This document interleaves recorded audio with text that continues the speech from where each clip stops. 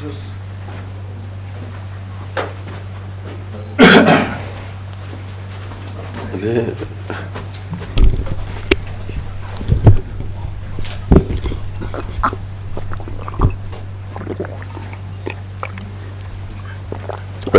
sit down. Are we ready? You guys ready?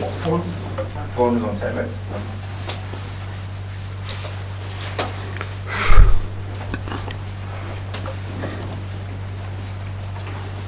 Are you guys ready? Let's do this. We're ready. Okay. So, yeah, we're ready. Okay. Good morning, fellow Kenyans. These are my plans for the Jua Kali sector in Kenya. Yani kutambua ujuzi wa sekta ya Jua Kali. I have always believed in the capacity of the Jua Kali sector to turn around the fortunes of our country and provide more for our people. That is why in the Kenya Vision 2030, we prioritized startup entrepreneurship development. We agreed that the performance and competitiveness of the medium and small enterprises and the Jua Kali sector will be increased for it to effectively respond to the challenges of creating productive and sustainable employment opportunities, economic growth, and poverty reduction in the country. Under the Vision 2030, we agreed that a large number of Kenyans, our current and potential entrepreneurs, need human resource development to meet their operational and development needs. We agreed that our people need specialized training designed and offered to the entrepreneurs and their membership organizations at different levels. Even in our recent attempt under the BBI, we committed to promote cottage industries and the pursuit of a policy of import substitution, promote our Jua Kali sector. I recognize the Jua Kali sector as a manifestation and a celebration of what one can do as opposed to what the papers they possess. At last check, the Jua Kali sector employed more than 16 million Kenyans and contributed more than 34% of our GDP. I acknowledge that the dream for a coherent and formal approach to this otherwise critical sector got deferred, but it is not dead. I am here to announce the rebirth of this dream. As I have gone around the country during the Azimio conventions and now the campaigns, and also talking to people in different parts of our country, I have had meetings with members of this sector. Recently, in Nyeri, I had a conversation with over 500 members of this sector. For those meetings, it has become clear that we must address the issues of decent work sites, operating space, market for Jua Kali products, and affordable credit to members of this sector. I'm also talking with experience from other countries like Singapore, like Malaysia, and South Korea. I have also realized the need to recognize and reward the players for their skills and help them to continue refining those skills and pass them to the next generation. And so today, I am here to announce a raft of measures that I wish to pursue in the coming months and when in government, to help lift the Jua Kali sector to its rightful place in our economy. First, I want to push for the adoption and implementation of the recognition of prior learning policy in Kenya, RPL. I want to repeat, recognition of prior learning policy in Kenya, RPL.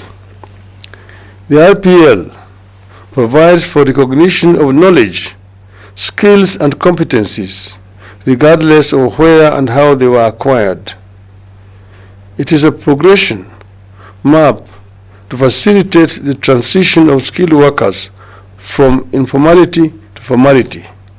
In other words, these people may not have gone to any technical training institute or college, but through practice they've acquired the knowledge which needs to be recognized. With the RPL, our country and my government will be addressing the needs of millions of Kenyans who flock to work in industrial areas of our various towns, armed with the excellent skills but no certification. They are therefore overworked and underpaid for their otherwise excellent skills. I will give a few examples. Number one, the tile fitters. They are among the best in the world, but because they lack certification, they are unable to directly secure tile fitting jobs. The jobs therefore go to middlemen who have papers but no skills, who in turn hire the tile fitters and take the lion's share of the pay. The RPL certification will change this situation completely, allowing our tile fitters to secure the jobs and earn the money directly. Yes. Ukienda kwa manyumba mingi hapa Kenya kuna tiles, yani nyumba ambayo zimezekwa na vigazi.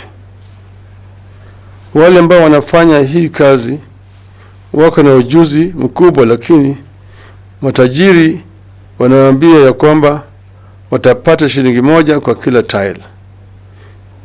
Hii haiwezekani. Na tunasema katika chama chetu ya Azimio ati inawezekana, lakini hii haiwezekani. Yani hatutaka kuvumilia. Another example, when ships docking at the coast require repairs, our plumbers and fitters only have photo albums to show for their work, no recognized certificates. The plumbers therefore lose the opportunities to the middlemen who have papers but no skills. This will change with the adoption of the RPL. I want to give you an example of our experience in Kisumu with the president. We found a ship, MV Uhuru, which had been left there since the collapse of the community. That ship was now completely derelict. We looked for experts, but we were given quotations which were very, very heavy indeed. But we looked for those who used to work for the Eastern African community, those who were in the marine industry. Some of them are now retired, just living at home. And we brought them on board. They were able immediately to identify the spare parts in some of the stores there at the port. They also had the knowledge of the sources of other spare parts from companies in the UK. Those who were procured, these mechanics went into that ship, and within a matter of days or weeks, they completely overhauled the engine of the ship and repaired it completely, and it was able to be taken back to water, and it is now actually plying the route Kisumu to Port Bell in Kampala. This is basically a demonstration of the skills that we have in this country.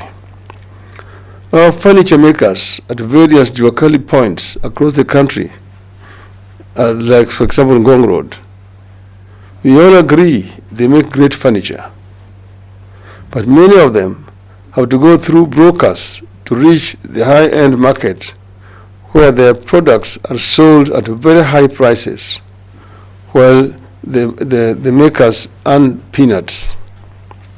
The RPL policy will enable artisans to get fair market value for their furniture. Na si Ngong Road peke yake, hata ukienda Mombasa Road mambo ni haya. Ukienda Kisii Town, huku daraja mbili huku Kisii Town, kuna duka nyingi pale ambao wanauza viti, meza na vitanda. Bidhaa haya zote zinatengenezwa na Mutiso kutoka Kitui. Alafu wanasema tadi hiyo viti zimetoka ng'ambo. Mutiso analipwa pesa kidogo sana ya kutengeneza viti na ujuzi yake, lakini mwenye duka anaenda nyumbani na pesa mingi zaidi. Take automobile garages. Every day, thousands of people flock garages where mechanics with excellent skills correctly diagnose the problem and do satisfactory work, but get very little pay due to lack of certification. Most times, renowned garages whose owners have the papers but no skills subcontract the Jua Kali mechanics for very little pay. This will change with the appropriate certification from the RPL. Ziwani, Kisumu garage, na kila mahali tuko na makanika wengi zaidi. Hawa jamaa wanaleta magari zao kutoka Ujerumani, watafungua na wakatengeneza na wapate shilingi 1,000. Kuna wale ambao wanapiga gari rangi. Kampuni inapata 1,120, na yule mwenye kupiga rangi anapata shilingi 3,000 peke yake. Hii lazima iishe. We all know the hundreds of very skilled painters who line up every morning at the CBD waiting to be contracted by middlemen who get paint contracts. The fortunes of those painters is going to change with the RPL.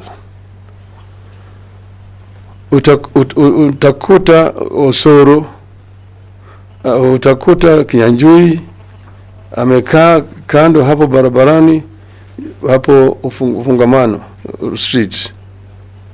Ukimsalimia yeye, badala ya yeye akupe mkono, anatoa brush ya kupaka nyumba rangi. Huyu jamaa ako na ujuzi mingi sana. Anajua hata kuchanganya rangi, lakini ile pesa ambaye anatapasa kwanza atanunua naye maziwa, kwa sababu rangi inaumiza kifua ya wafanyikazi. Huyu jamaa na ana ujuzi wake lazima aangaliwe.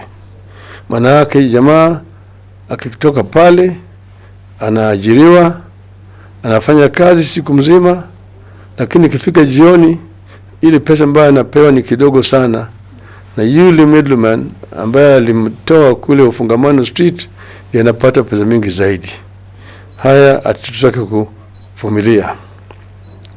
I am convinced that the adoption and implementation of the RPL policy will have an immediate impact on millions of skilled Kenyans who have no formal recognition. I am aware that the Jubilee government is working to launch this policy, a policy. I want to appeal for speed. My government will pick up from here. It is long past time to do something for this sector, and that has absorbed majority of the new startups, retrenchees, retirees, school dropouts, and those dismissals from the private sector and public sector organizations. It is long past time for the country to do something for this sector, which is currently the single largest employer in the country and a source of livelihood for many. I have also said that it is not right to refer to this sector as an informal sector. It is the biggest employer in the country. As I said from the start, it employs close to 16 million people and actually produces 35% of our GDP. We need to formalize this sector. We need to construct formal sheds for these people, to put up markets for the wares which coming from those sheds, and also regularize the way that they contribute to the economy through payment of some taxes. I want to say that we are going to form a partnership to ensure that this sector is formalized and that it succeeds. This is what we are saying as Azimio la Umoja. Inawezekana. Thank you very much. God bless Kenya.